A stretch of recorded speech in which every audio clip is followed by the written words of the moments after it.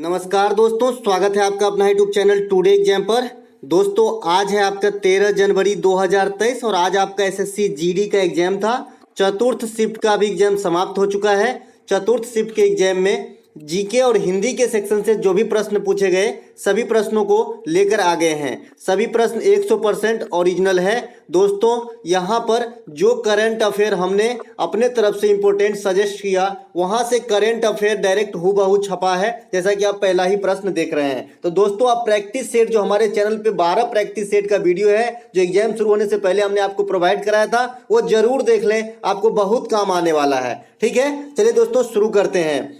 अगर दोस्तों आप पहली बार हमारे चैनल पे विजिट कर रहे हैं तो आप चैनल को सब्सक्राइब भी कर सकते हैं। ठीक है, इसके लिए कोई शुल्क नहीं है। वर्तमान में केंद्रीय सतर्कता आयुक्त कौन है, ये हमने प्रैक्टिस सेट में रखा है, वीडियो आप देख सकते हैं, चैनल पे पड़ा होगा। ठीक है, तो ये है आपका सुरेश एन पटेल जो है, ये वर्तमान में केंद्रीय सतर्कता आयुक्त हैं। अगला एक प्रश्न पूछा गया था जो इससे पहले वाले शिफ्ट में हमने अपने तरफ से डिस्क्राइब किया था।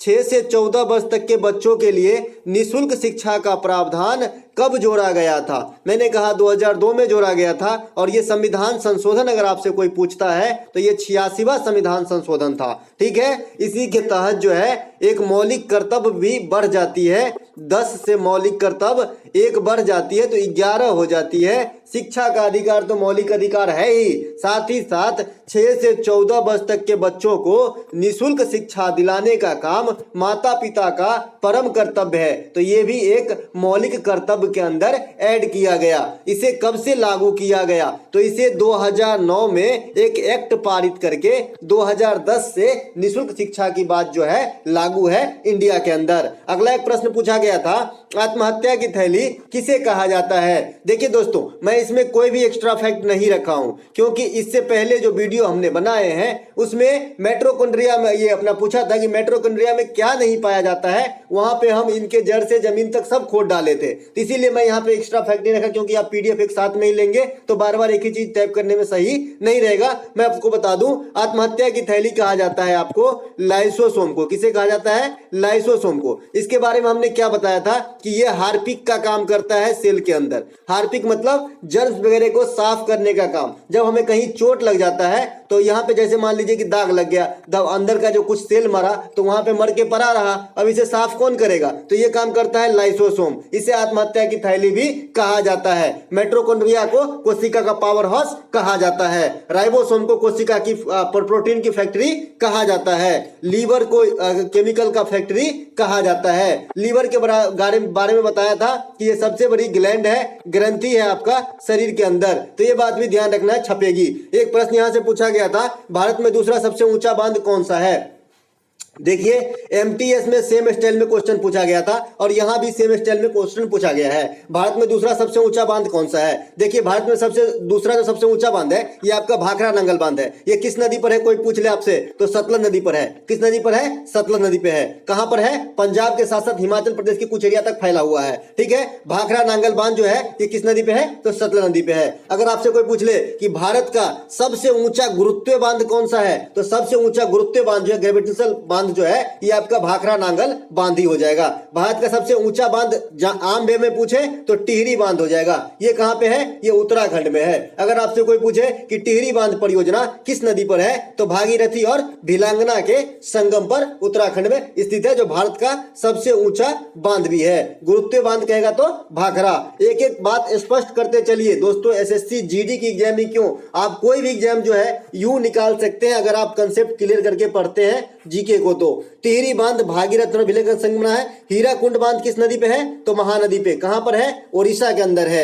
सरदार सरोवर परियोजना, ओमकारेश्वर परियोजना किस नदी पर है? तो ये आपका नर्मदा नदी पर है। नर्मदा नदी को जो है मध्य प्रदेश का जीवन रेखा कहा जाता है। कहां से निकलता है? अमरकंटक से निकलता है। ये सब बात आपको ध्यान रखना है। चलते हैं आगे। अगला एक प्रश्न पूछा गया था, प्रत्यक्ष का विलोम क्या होता है? देखिए हिंदी जो है एकदम लो लेवल का आ रहा है। ठीक है, तो प्रत्यक्ष का विलोम होता है परोक्ष। है ना। प्रत्यक्ष मतलब सामने, स्पष्ट, परोक्ष मतलब मुंह के पीछे, है ना। बोलते हैं ना तुम मेरे परोक्ष में ऐसा किया, है ना, तो परोक्ष, प्रत्यक्ष का उल्टा परोक्ष। ऑस्ट्रेलिया का मुद्रा क्या है? Australian dollar. राजधानी पूछेगा तो कहाँ है? कैनबरा है। स्वान नदी यहाँ की जो है इंपोर्टेंट नदी है आपका ऑस्ट्रेलिया का, ठीक है। ऑस्ट्रेलिया से हमारे संविधान में समवर्ती सूची लिया गया है। इसके अलावा ऑस्ट्रेलिया के घास को मैदान को क्या कहते हैं? तो डॉन्स कहते हैं। क्या कहते हैं? डॉन्स कहते हैं। ये सभी बातों को ध्यान रखना है। अगला एक प्रश्न पूछा गया था, नाव का पर्यायवाची शब्द। देखिए नाव का तो बहुत सारे पर्यायवाची शब्द, नौका होता है, कश्ती होता है, डांगी होता है, पोत होता है। कश्ती मेरी लगा दे उस पार, वो कन्हैया वाला गीत आपने सुना है ना, तो कश्ती नाव को ही बोला जाता है। कवित्री का सही बर्तनी फिर से पूछा गया, ये 13 बार रिपीट हो चुका है, इसीलिए मैंने आंसर नहीं लिखा। आप लोग मुझे लिख के बताइएगा किस प्रकार से अभी तक सीख पाए कि नहीं सीख पाए। चैन का नींद सोने, मुहावरे का सही अर्थ क्या है? कोई टेंशन नहीं लेना, खाओ और परे रहो। चैन के नींद सोना, ध्यान नहीं देना, एक्टिव नहीं होना। ये मिलता जुलता जो भी ऑप्शन रहेगा वो आपको वन वर्ड सब्स्टिट्यूशन हो जाता है। अगला प्रश्न, सप्तर्षि तारामंडल को क्या कहते हैं? हालांकि ये वन वर्ड सब्स्टिट्यूशन नहीं था, ये तो इडियम था, मुहावरा है, तो वहां पे देख लेंगे इससे क्या मिलता जुलता रहा है कि भाई एक्टिव नहीं है, ईगरनेस नहीं है कोई चीज में, इस प्रकार से, ठीक है। सप्तर्षि तारामंडल को क्या कहा जाता है? देखिए उर्सा मैनर कहा जाता है। क्या कहा जाता है? Ursa manner. उर्सा मैनर आपको कहा जाता है, किसको? सप्तर्षि तारामंडल को। इसके अलावा एक प्रश्न पूछा गया कि सबसे ज्यादा रणजी ट्रॉफी किस टीम ने जीता सबसे अधिक बार? तो ये मुंबई जीता है, 41 टाइम जीता है। कितनी बार? 41 बार। लेकिन ये रिकॉर्ड कौन ब्रेक किया है? मध्य प्रदेश। अब 41 बार के विजेता को हराना बहुत बड़ी बात है, और 2022 के रणजी ट्रॉफी जो है ये मध्य प्रदेश जीता है। वीवीआई कर लीजिएगा, कल के शिफ्ट में ये क्वेश्चन छपेंगे, ठीक है, कल ये छपेगी पक्का, ठीक है। फार्मूला 1 रेस गेम कब शुरू हुआ था? इसकी मुझे आइडिया नहीं है दोस्तों। अगर आपको इसका आंसर पता हो तो मुझे आप कमेंट करके बताइएगा कि इसका आंसर क्या है, या फिर ये क्वेश्चन पूरा क्या था। फिर मैं इसके इंपोर्टेंट बता दूं, इटालियन ग्रैंड प्रिक्स 2022 जो है इसको भी जीता है मैक्स वर्स्टापेन। अगर आपसे कोई पूछे कि मैक्स वर्स्टापेन किस टीम के लिए खेलते हैं, तो रेड बुल के लिए जो है खेलते हैं। किस टीम के लिए? रेड बुल के लिए खेलते हैं। माइकल शुमाकर वगैरह जो है ये भी फार्मूला 1 रेस के जो है रेसर हैं, ठीक है। तो ये बात भी ध्यान रखना है आपको, है ना। पंकज आडवाणी स्नूकर है इंडिया में, तो ये सब बात आपको ध्यान रखना है। जो कम खिलाड़ी है उसको जरूर ध्यान रखना है, कभी भी छप जाएगा बिना पूछे हुए, ठीक है। नारायण कार्तिकन जो है ये भी कार चलाते हैं, फार्मूला 1 रेस के खिलाड़ी है जो इंडियन है, तो इनका भी नाम आपको ध्यान रखना चाहिए। उत्तर प्रदेश की सीमा पूर्व में किस राज्य से लगती है? देखिए उत्तर प्रदेश की सीमा जो है ये पूर्व में आपका बिहार से लगती है। किससे लगती है? बिहार से लगती है। यहाँ पे उत्तर प्रदेश है तो पूर्व में जो है बिहार और झारखंड से लगती है, तो यहाँ पे बिहार और झारखंड हो जाएगा। अगर आपसे कोई पूछे कि उत्तर प्रदेश की सीमा कुल कितने राज्य से लगती है, तो 8 राज्यों से। कौन कौन है? उत्तराखंड, हिमाचल प्रदेश, हरियाणा, राजस्थान, मध्य प्रदेश, छत्तीसगढ़, झारखंड और बिहार। तो 36 आपको जो है उत्तर में उत्तराखंड और हिमाचल प्रदेश, पश्चिम में हरियाणा और राजस्थान, दक्षिण में मध्य प्रदेश और छत्तीसगढ़। इंटरनेशनल सीमा किसके साथ लगती है? तो नेपाल के साथ लगती है। तो ये बात भी आपको ध्यान रखना है। अगला प्रश्न पूछा गया था, कांचीपुरम की राजधानी कहाँ थी? देखिए देखो, तो कांचीपुरम की राजधानी, कांचीपुरम किसकी राजधानी थी? देखिए कांचीपुरम एक जगह का नाम है जहां पर आज भी संस्कृत बोला जाता है, ठीक है। और ये किसकी राजधानी थी? तो पल्लव वंश की राजधानी थी। पल्लव वंश के संस्थापक कौन होते हैं? सिंह विष्णु होते हैं। कौन होते हैं? सिंह विष्णु जो है आपका पल्लव वंश के संस्थापक होते हैं। अगला प्रश्न पूछा गया था, स्टेट बैंक ऑफ इंडिया की स्थापना कब किया गया था? ये भी बताया हूं कि देखिए दोस्तों, जब 3 बैंकों को मर्ज करके 1921 ईस्वी में इंपीरियल बैंक बनाया गया था। कौन कौन बैंक था ये? कौन कौन बैंक था ये?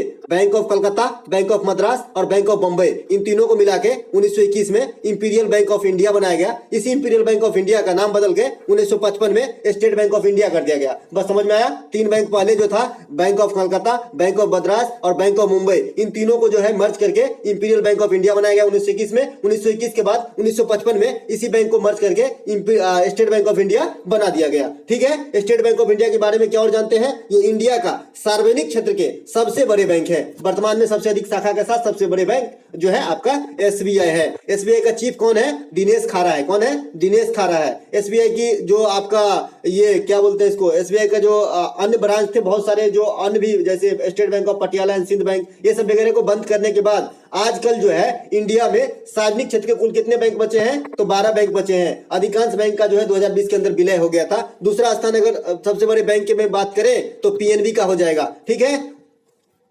चलते हैं आगे।